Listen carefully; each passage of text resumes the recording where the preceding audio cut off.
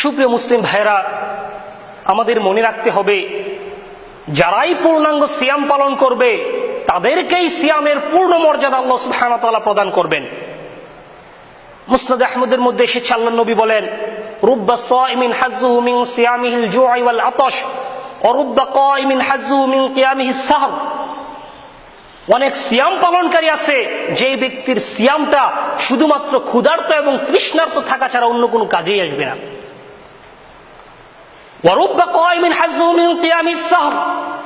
অনেক কিয়াম পালনকারী আছে যে ব্যক্তির কিয়ামটা শুধুমাত্র রাত্রি জাগরণ ছাড়া অন্য কোনো কাজেই আসবে না।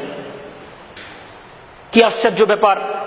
আপনি সারা দিন কষ্ট করে সিয়াম পালন করবেন, অথচ আল্লাহর নবী বলেন আপনার সিয়াম কোনো কাজেই আসবে না। কেন? কেননা সৌম শব্দের শাব্দিক অর্থের দিকে যদি আমরা তাকাই তাহলে দেখতে পাবো সৌম শব্দের শাব্দিক অর্থ হচ্ছে পরিহার করা, পরিত্যাগ করা, বিরত থাকা। তাই কেবলমাত্র খাদ্য এবং পানীয় বর্জন করার নাম সৌম নয়। সৌম হচ্ছে সকল প্রকার অন্যায়, অপকর্ম, অশ্লীলতা পরিহার করা, পরিত্যাগ করা, অশ্লীলতা থেকে বিরত থাকার নামই হচ্ছে সৌম। আর এইভাবে যে ব্যক্তি সৌম পালন করবে সেই ব্যক্তি হচ্ছে সায়েম, সেই ব্যক্তি হচ্ছে রোজাদার। তাই যে ব্যক্তি সায়েম, যে ব্যক্তি রোজাদার, সে কখনো খাদ্যে ভেজাল দিতে পারে না, সেই ব্যক্তি ওজনে কম দিতে পারে না, এমনকি এক পয়সা সেই ব্যক্তি অবৈধভাবে রোজগার করতে পারে না। সূরা মুমিনুনের 51 নং আয়াতে আল্লাহ সুবহানাহু ওয়া তাআলা বলেন, ইয়া আইয়ুহার রাসূল কুলু মিনাত তাইয়্যিবাতি ওয়া'মালু সালিহা। হে রাসূলগণ, কুলু মিনাত তাইয়্যিবাত, তোমরা পবিত্র বস্তু আহার করো, ওয়া'মালু সালিহা, এবং নেক আমল করো। প্রথমে তোমরা পবিত্র বস্তু আহার করো, এরপর নেক আমল করো।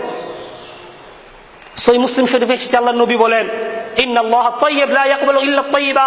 নিশ্চয়ই আল্লাহ সুবহানাহু ওয়া তাআলা নিজে পবিত্র, তিনি পবিত্রতা ছাড়া অন্য কোনো কিছুকে গ্রহণই করেন না। তাই যে ব্যক্তি সায়েম, যে ব্যক্তি রোজাদার, সেই ব্যক্তি অপর ব্যক্তির নামে গীবত করতে পারে না, কোনো অশ্লীল কথা বলতে পারে না, এমনকি অযথা কথা পর্যন্ত বলতে পারে না। সহিহ বুখারীর মধ্যে এসেছে, আল্লাহর নবী বলেন, মাল্লাম ইয়াদা কাওলা যুরি ওয়াল আমালা বিহি ফালাইসা লিল্লাহি হাজাতান আইয়াদা তাআমুহু ওয়া শারাবুহু। যে ব্যক্তি মিথ্যা কথা এবং মিথ্যা কাজ পরিহার করতে পারল না, ফালাইসা লিল্লাহি হাজাতান আইয়াদা তাআমুহু ওয়া শারাবুহু, আল্লাহ সুবহানাহু ওয়া তাআলার কোনো প্রয়োজনই নেই সেই ব্যক্তির খাদ্য এবং পানীয় বর্জন করা। ইবনে খুজাইমা থেকে বর্ণিত, আল্লাহর নবী বলেন, লাইসা সিয়ামু মিনাল আকলি ওয়াশ শুরব ইন্নামাস সিয়ামু মিনাল লাগহি ওয়ার রাফাস। সিয়াম সেটার নাম নয় যে শুধুমাত্র খাদ্য এবং পানীয় বর্জন করা, ইন্নামাস সিয়ামু মিনাল লাগহি ওয়ার রাফাস, বরং সিয়াম হচ্ছে সকল প্রকার অনর্থক এবং অশ্লীল কথা এবং কাজ থেকে বিরত থাকা।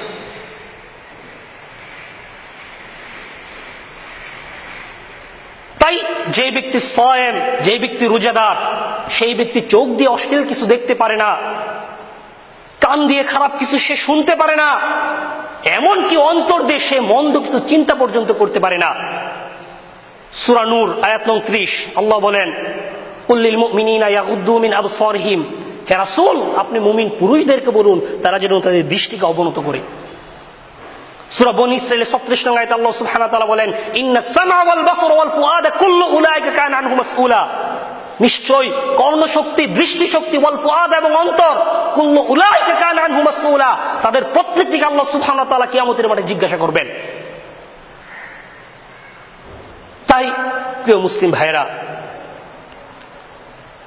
যারাই এইভাবে খাদ্য এবং পানীয় বর্জন করার পাশাপাশি সকল প্রকার অন্যায় অপকর্ম থেকে দূরে থাকবে সুবহে সাদিক থেকে সূর্যাস্ত পর্যন্ত, সেই ব্যক্তি হচ্ছে সায়েম, সেই ব্যক্তি হচ্ছে রোজাদার। আর তার সম্পর্কে আল্লাহ সুবহানাহু ওয়া তাআলা বলেন হাদিসে কুদসি, আস-সাওমু লি ওয়া আনা আজজি বিহি। রোজা হচ্ছে আমার জন্য এবং এর প্রতিদান আমি আল্লাহ সুবহানাহু ওয়া তাআলা নিজে প্রদান করব।